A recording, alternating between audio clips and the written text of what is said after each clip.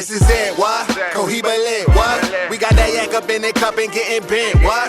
Put some smoke in the air, this your shit, what? And raise your glasses if everything classic. This is it, what? That Chiba lit, what? You got some drink up in your cup and getting bent, what? So put some smoke in the air, this your shit, what? And raise your glasses if everything classic. Stogie light in it. You were tuned in to G5 Jeff TV. Hit the subscribe button, hit the like button, hit the share button as you come on in. Follow me on Twitter at G5 Jeff TV and follow me on Instagram at BoxWithG5 Jeff TV. Now, we had a bunch of fights come on this past Saturday, and the co-main event of the Erickson Lubin Terrell Gausha card was King Tug Nyambayar. He fought Cobia Breedy in a really good fight. Actually, it was a real good fight, action fight, and King Tug got a knockdown in the first round. He got a knockdown in the second round. The rest of the fight was competitive. Breedy definitely was throwing a lot of shots. He definitely was trying to get the W.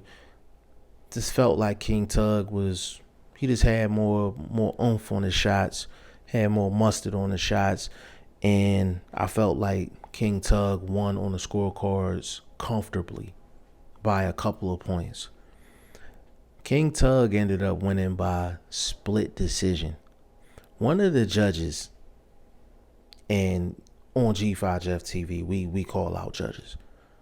Like bad judging, bullshit scorecards, yes, we call them out. And we don't forget them neither. Like that's part of the problem. Like a judge comes out with a bad scorecard, we'll talk about it for 24 hours and then we don't talk about it no more. Like I go to the max. Like I email the sanctioning body.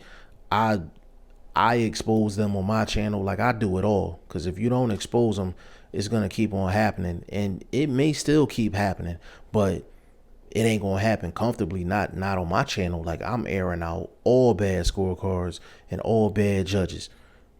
Don Trella. I repeat the judge name, Don Trella. Yes, his face is in the thumbnail. Don Trella. This man had to fight 115, 111 for Cobia Breedy. You got to be kidding me. Like he's definitely on the finest juices. Or he needs to get those glasses exchanged for some better ones.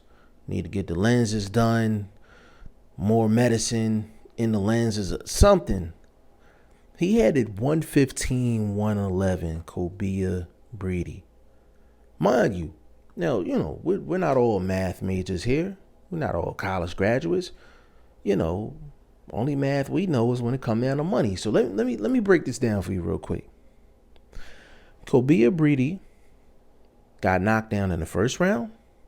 He got knocked down in the second round. Those are two 10-8 rounds. 12-round fight. In order for you to get a 115, 111 for Cobia Breedy, Don Trella had Cobia Breedy winning 9 out of the last 10 rounds. Like, that is absurd. Like, anybody that watched that fight will tell you that Breedy did not win 9 out of the next 10 rounds. Like, that's just... I feel like some of these judges, they just... Like, I think some of their cards be, like, pre-done. Like, after round 2, once he seen round 3, like, Breedy wasn't going to get knocked out, he was like, man, I'm just going to give him the rest of these rounds. Like, that's the way it seemed. It's no way on God's green that Cobia Breedy won 9 out of the last 10 rounds from round 3 to round 12. Like, if you wanted to be nice, you can split them. If you wanted to be nice, you could split them 5-5. Or even if you want to give King Tugs 6-4. I'm sorry, 6-4. Like, if you wanted to be nice. But Breedy won 9 out of the next 10 rounds. Just imagine if he didn't get the knockdowns, he'd have had Breedy in a blowout. These are the types of cards that are not acceptable. This is not acceptable. And a lot of times in boxing, even if it's a bad scorecard, if the right person won the fight, then we forget about the judge that gave the bad scorecard. Like, no, like, fighters are risking their lives in there. We got promoters, managers, fans that are invested in these fighters, families that are invested in these fighters. Like,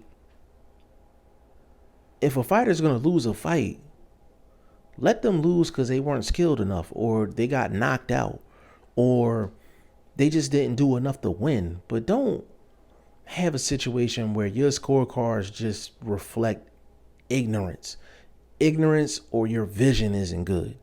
And Don Trella is definitely guilty of that in this fight.